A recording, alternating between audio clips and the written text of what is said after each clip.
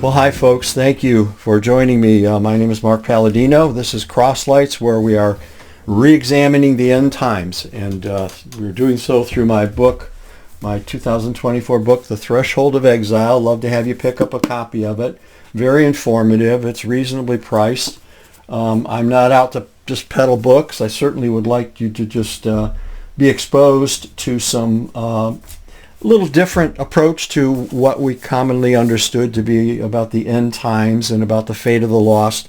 And I also wrote a previous book back in 2011. This was updated as a second edition last year as well. It's called the After the Walls Came Down. And this is some fun research into the visions of Zechariah in the first 6 chapters, and you might find that very informative as well. But again, thank you for joining me. We are at this stage. We've now entered the book of Revelation. We've gone through the first 3 parts of the book. We've dealt with some background of where I came to the understandings that I have today. We've also looked at the second part of the book, which has to do with the Olivet Discourse in Matthew 24, Mark 13, Luke 21, where Jesus describes what I have proposed is his coming in judgment upon Jerusalem and all that attended that, the wars, the rumor of the wars, and all these various things that occurred. And we looked at the style of speech, and we looked at some of the historical evidence, internal evidence within the Bible itself, the New Testament itself, concerning what Jesus said. And I've proposed that whole section of Matthew, Mark, and Luke really doesn't deal with a future far-off coming of Jesus in our time, but actually dealt with the return of Jesus in judgment on Jerusalem. And I think that this is probably one of the most difficult things for people to get their head around when I suggest that Jesus came in the first century. But honestly,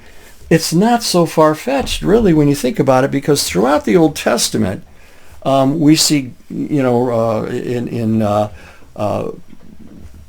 Isaiah 19, the Lord rides on a swift cloud. He's about to come to Egypt. And there are at least a dozen texts that I could think of off the top, and we're not going to research all of them, where you see God coming in clouds of judgment upon a nation, whether it's Babylon or Egypt or even Jerusalem.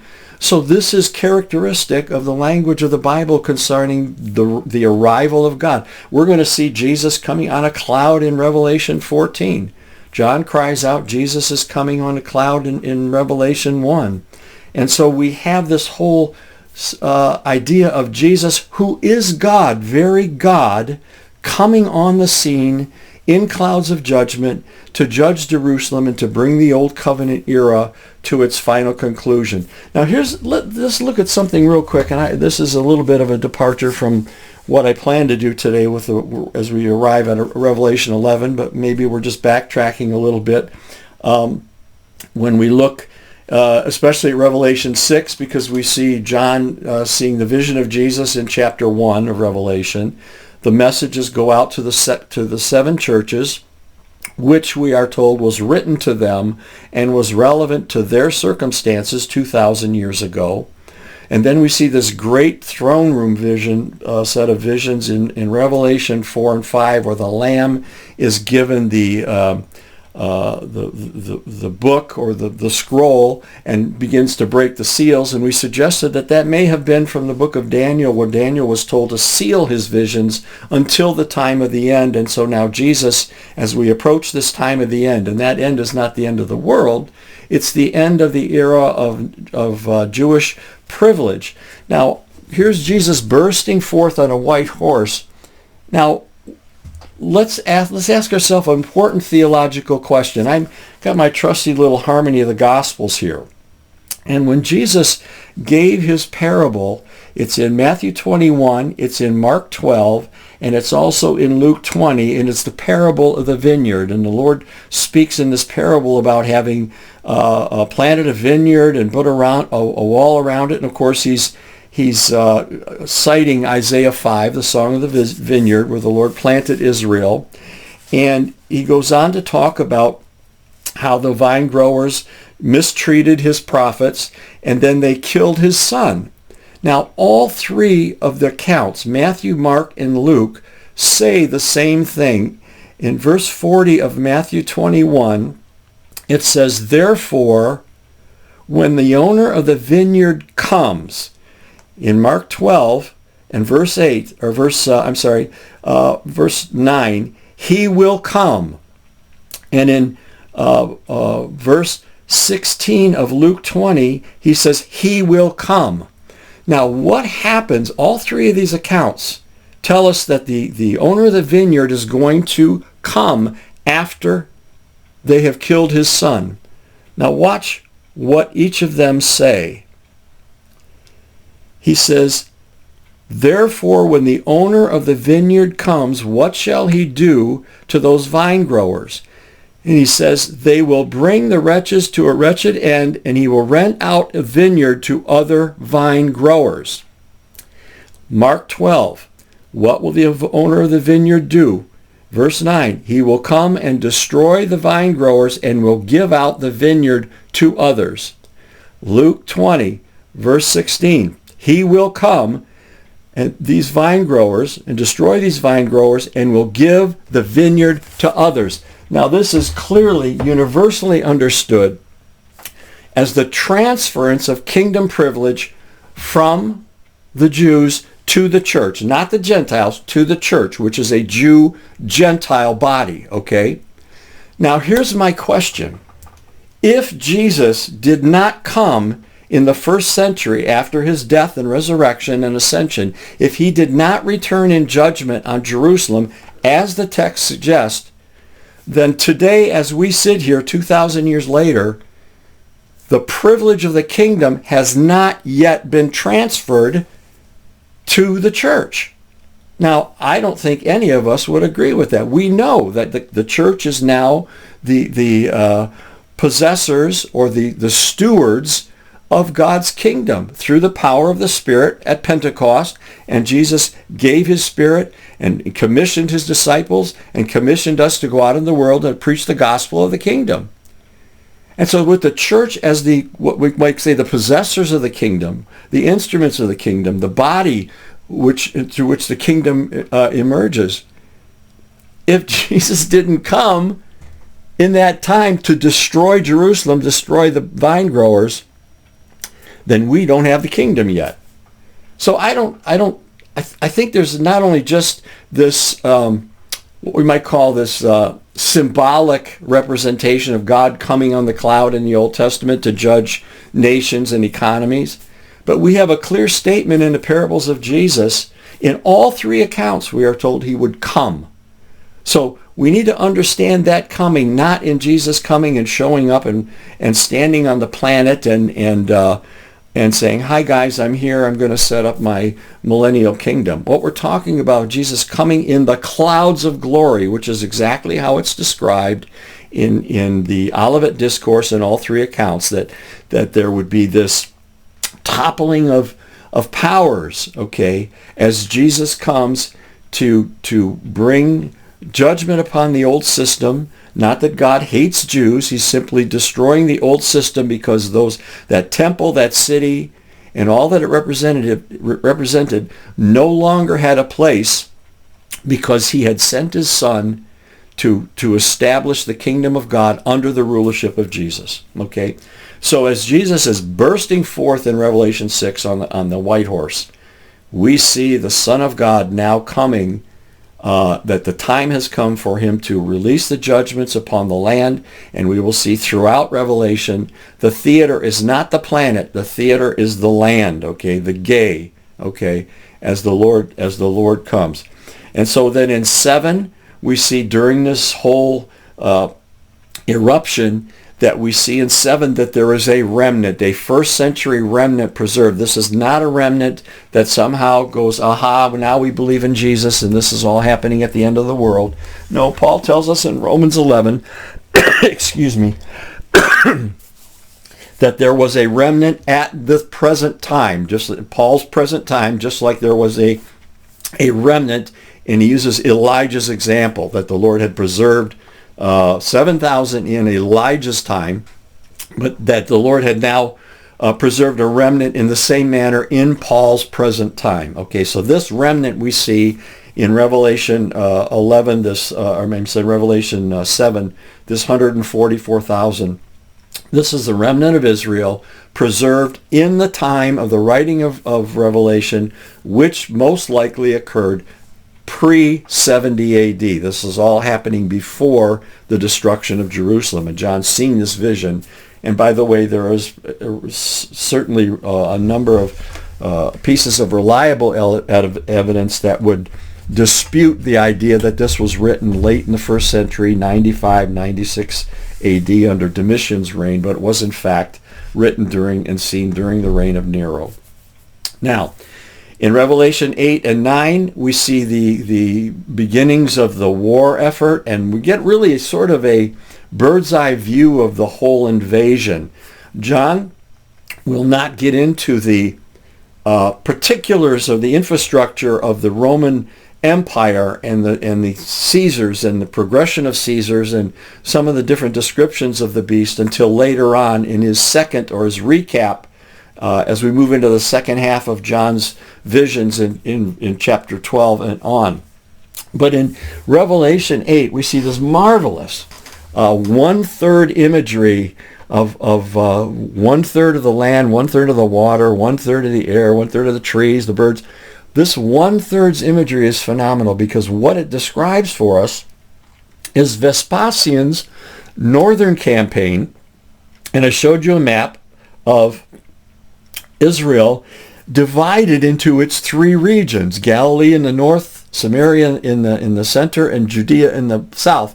And this whole invasion began with General Vespasian, the Roman general, in what was called his northern or Galilean campaign, where he was bringing destructions on the city of Israel and burning up the land and just bringing great devastation.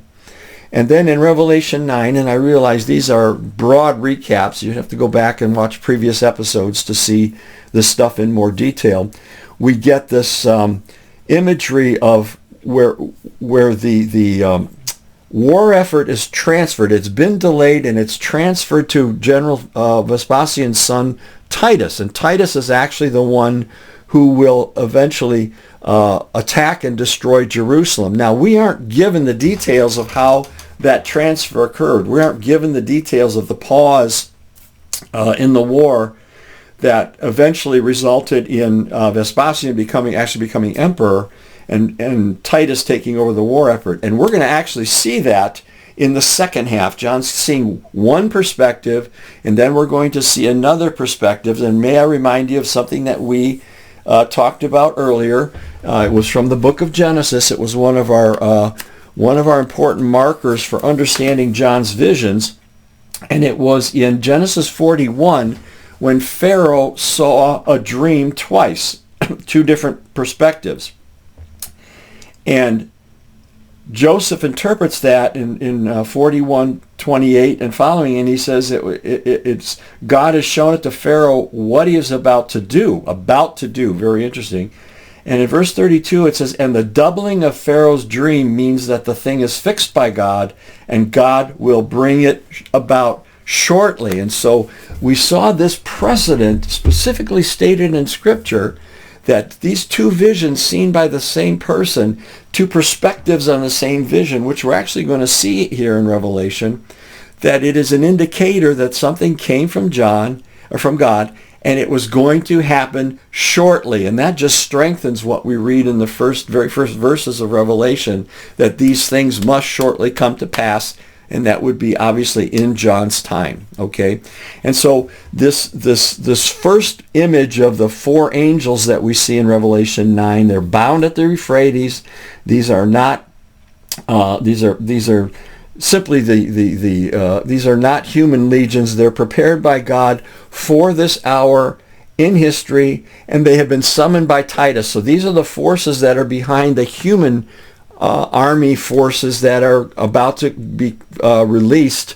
And we have historically, as we pointed out, that there were actually four legions at the Euphrates at the time that were summoned by General Titus to come and join the forces to invade Jerusalem. And so we also we understand that these are from the entire empire, Roman's client kingdoms, that were called to join Titus. And Titus is the Apollyon, who we see, the destroyer. And these that are summoned are seen again in Revelation 16 and Revelation 17, where it says they come from the whole world. Well, the word is oikomene. They come from the whole empire, okay? These are coming from Rome's client kingdoms to wage war. And in 17 is of specific interest in we're going to see in chapter 17, they came to wage war on the Lamb. See, because Jerusalem, we even have this in a record, which we read earlier, from Titus, that he hated Jews and Christians, and his intent was to destroy Jerusalem, assuming that the destruction of Jerusalem would also be the end of the church, because at that time, the church, Christianity, was viewed as a sect of Judaism. And so the war that we see is actually, in 17 that is brought out, is against the Lamb, okay? It's not just strictly against Jerusalem, it's actually against the Lamb. And so what we see in 16, and I'm sorry, also in 16 is the boundary, the Euphrates dries up, okay? This is not a physical drying up the Euphrates. What it is the removal of the boundary, the northern boundary. Now, this is what happens when an army invades. There's a crossing or a destroying or a breach of the boundary of a land. Now, look at Isaiah 10. Again, we're jumping ahead a little bit into later chapters of Revelation, but I want you to see something. You know, the Euphrates drives up to make way for the kings of the east. Well, these are not kings of nations. Look at what Isaiah says. This is the boast of the Assyrian army in Isaiah 10:8.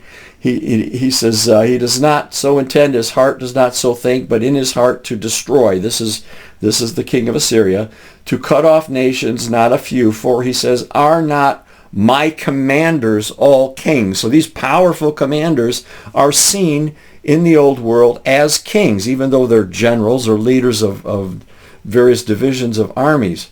But then he goes on to say in Isaiah 10, but by the strength of my hand, again, this is the king of Assyria, I have done this, and by my wisdom, for I have understanding, I remove the boundaries of the peoples and plunder their treasures. And so this whole picture here is these kings, which are really generals. They are moving in, and they are basically destroying breaching the boundary. And of course, the Euphrates was the northern boundary, boundary of the Holy Land.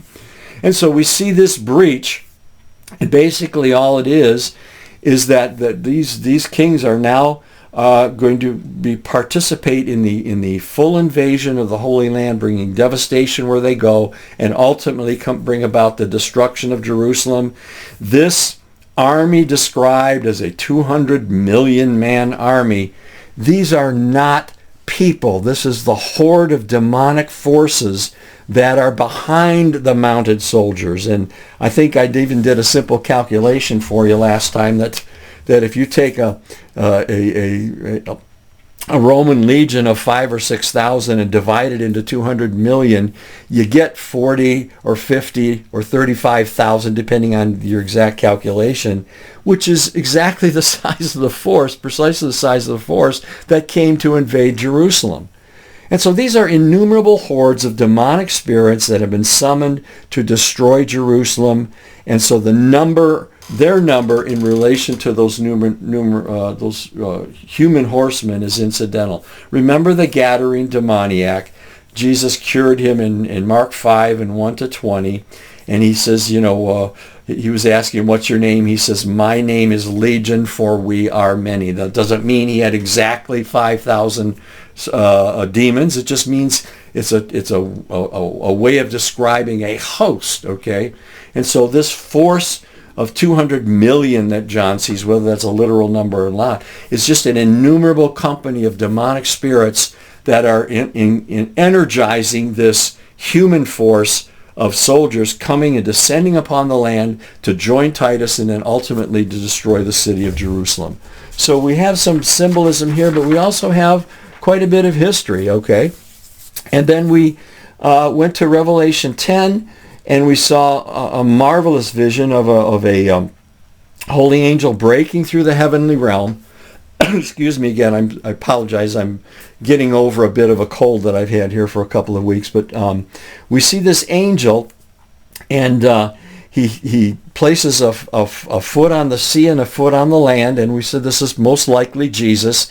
And this is the mystery of God having been accomplished now, that the Jew, his foot on the land, which is the Israel, the foot on the sea is the Gentiles. These are clear common symbols in the Bible, and says there's going to be no longer a delay. The mystery of God is finished that was preached to his prophets, and this mystery, we said, was that the coming of in the last days, that the mountain of the house of the Lord, this is from Isaiah 2, would be established as the chief of the mountains and raised above the hills, and the nations, the Gentiles, would begin to flow into it. And they would flow in as full covenant members, and this was very important. We touched base on this, that the Ephesians 3 told us that the mystery of Christ, just like the mystery of God is completed, which wasn't understood in previous generations, that the Gentiles are now full members, full heirs, okay, of the promise in Christ. And so, and also in Ephesians 2, that you Gentiles in the flesh called uncircumcision, which is made in the flesh by hands, then you are no longer strangers and aliens, but you are fellow citizens with the saints, members of the household of God. We talked a little bit about the controversy of Galatians, where this whole idea of an alien that Paul mentions here in Revelation 2 was a ger. And there were, that meant in Hebrew a resident alien, still does actually. And there were the ger toshav, who followed the Noahic laws. And then there was the ger tzedek, the righteous, the full covenant Jew. And that had to be accomplished, according to Judaism, by a ritual bath and circumcision. And so Paul's whole argument was that no, these Gentiles are full covenant members. They are ger tzedek, if you will, in Hebrew, on the basis of faith in Christ. And they've been baptized, and their circumcision is one of the heart. And so you can't, as they were trying to do in Galatians, in the book of Galatians, in Galatia, that these Judaizers were trying to force the Gentile Christians to be circumcised, because if they weren't, they couldn't be considered ger tzedek. And Paul said, no. These are no longer strangers and aliens because of their faith in Christ. And so now this mystery is now accomplished. It doesn't mean it stops. Obviously, the church, the Jew and Gentile in one body, continues through the church age. God is saving Jews. He's saving Gentiles. So it's been accomplished. There's no further delay now that this purpose of God has been established. So it's time now for them to demolish the old system, because the new body has been born. We see 7 peals of thunder, which are announcements that John hears, but is not permitted to write down. And although I have some very interesting ideas on this from 2 Corinthians, I'm not going to dive into that now. But as noted in the previous chapter, we're not going to speculate on what John was seeing, what John saw. He's given a book to consume, which is most likely his future prophetic message after he leaves Patmos. And of course, it's bitter. It's sweet to the taste, but bitter to his innards. Sweet to the taste because the mystery of God is accomplished. What God has promised is about to happen. The church age is about to burst forth.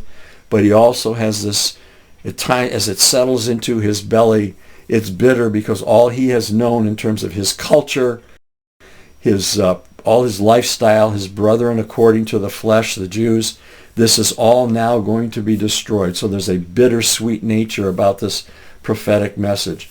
Now as we come to Revelation 11, I hope that it was a very quick overview of the first 10 chapters, but again, I encourage you to go back and you'll see some of that stuff in more detail. But chapter 11, very fascinating chapter, very difficult chapter, very controversial chapter. It includes the John being told to measure the temple.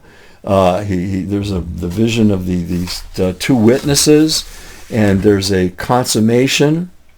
And so it is difficult. And let's begin by noting that John is shown the temple, and he's told to measure it. He's given a rod like a staff and instructed to measure the inner temple, but to ignore the outer precincts that are given over to the Gentiles. Okay, so in Revelation 11, 1-3, then there was given to me a measuring rod like a staff, and someone said, get up and measure the temple of God and the altar and those who worship in it. Leave out the courtyard, which is outside the temple, and do not measure it, because it has been given to the nations, and they will trample the holy city 42 months, and I will grant authority to my two witnesses, and they will prophesy 1,260 days, or 42 months, clothed in sackcloth. Now, admittedly, there are elements of this whole chapter that are very difficult to interpret as a historical event. However, we must also add that they're really difficult to interpret from any perspective. And I would like to suggest to you that despite that difficulty, in my opinion, there may be no clearer evidence to the pre-70 date of Revelation than this particular vision, because John was told to measure the temple, which I would suggest to you is Herod's temple, the first century temple, which was still standing at the time of John's visions.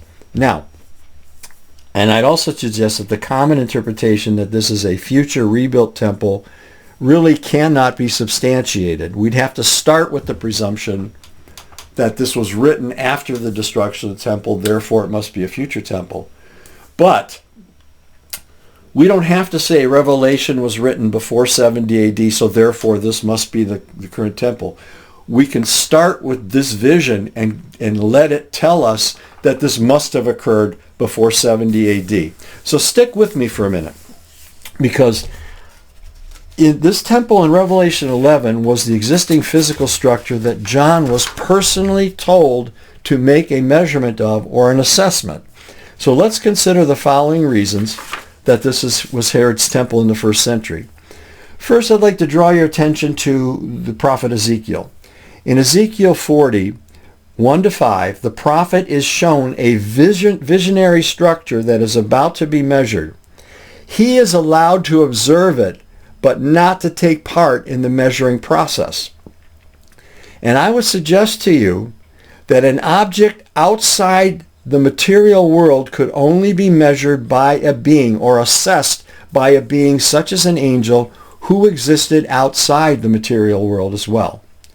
In contrast, John could make this measurement, make this assessment, because the temple that he was told to assess was materially present and standing in the world at that time.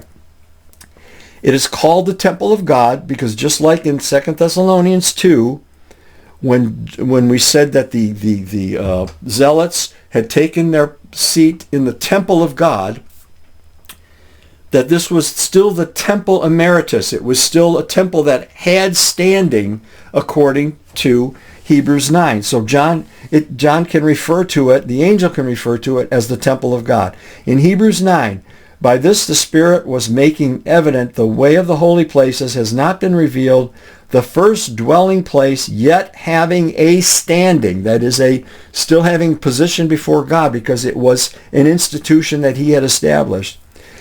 And the writer says this is an allegory in regard to the present time, his present time, actually the Kairos, this present season, in which both gifts and sacrifices are offered. That again is present tense. We're still being offered, which are not able in regard to conscience to make perfect him who is serving. That's the literal standard version. So this temple still had standing. It could be called the temple of God. And in a previous session, I explained this whole idea of the temple emeritus, just like a college professor who's no longer actively teaching, but still has the title of professor of history, professor emeritus of history. He's still recognized. In this case, this temple, even though Jesus had died on the cross and a new temple was being set up and being established, a human temple. This temple was still temple emeritus because it was still standing, and it's still, and actually the Greek here, that's still having a standing, as the literal standard version brings out. Now, we can't assume to understand precisely how this was going to be to accomplish, but it was not a visionary temple. Let's compare to the other two accounts. The two accounts. John is told to measure the temple, whereas Ezekiel saw a vision of a structure like a city. Notice the word like. Revelation 11:1, there was given to me a measuring rod like a staff. Someone said, get up and measure the temple of God, the altar, and those who worship in it. Compare this to Ezekiel 41:5. In visions of God, he brought me to the land of Israel and set me on a high mountain. And on the south, there was a structure like a city, and there was a man whose appearance was like bronze, that is judgment, with a line of flax and a measuring rod in his hand. So he measured. Notice that? Not John, not Ezekiel. He measured. The angel measured. Why? Because it's a visionary structure. Similarly, Revelation 21, John sees the vision later on of the New Jerusalem, which has not come down yet. Like Ezekiel, an angel, not John, prepares to measure it. Revelation 21:15 and 16. Then the one who spoke to me had a gold measuring rod to measure the city and its gates and its wall, and he measured. Again, we have a second witness. He measured something that was visionary. It appears to be a reliable pattern. I'm going to read something here. Both Ezekiel and John's visionary structures had to be measured by an angel.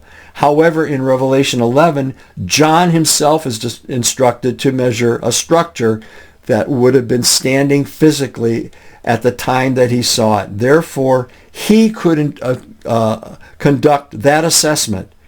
That structure ceased to exist as of August 70 AD, so John must have seen this vision before that time. Okay? You see, you follow me? John would have had to seen that if it was physically standing. He would have had to seen it before 70 AD. Now, secondly, Ken Gentry in The Great Tribulation, Past or Future, he points out a very simple literary issue with this. He says that the Revelation describes a future. If we try to suggest that it describes a future visionary temple, that is a suppressed premise, and by that he means that contextually there's nothing in the text to support such a conclusion. We would have to be working with our futurist theological pre-commitments to suggest, well, again, this is all vision, and this was all written after the destruction of Jerusalem in 70 AD. Therefore, this must be a visionary temple. And he's saying there's nothing in the text to support that conclusion. Okay, so that a suppressed premise is a statement assumed but not explicitly said in a presentation of an argument. Third, the entire city was to be trampled over by the Gentiles for 3.5 years. That's 42 months. He says that the outer court is given to the Gentiles, and the holy city shall they tread underfoot for 40 and 2 months. So the same trampling, follow me on this, the same trampling of first century Jerusalem is paralleled in Luke 21:20-24 as part of the Olivet Discourse. Jesus says in Luke 21, starting verse 20, when you see Jerusalem surrounded by armies, then recognize that her desolation is near, and they will fall by the edge of the sword and be led captive into all the nations, and Jerusalem will be trampled underfoot by the Gentiles until the time of the Gentiles be fulfilled. Now, we talked a little bit about the fulfillment of the times of the Gentiles. But notice that Jerusalem will be trampled underfoot, okay? And this is going to happen over the course of 42 months, okay, that we're told in the text. that they're going to be trampled underfoot. Same language as Revelation. Now, how do we know that Luke is talking about something in the first century and not the end of the world scenario? I'm sorry. They will fall by the edge of the sword and will be led captive into all the nations. Now, there's nothing in our end time scenarios that says that the world ends with Israel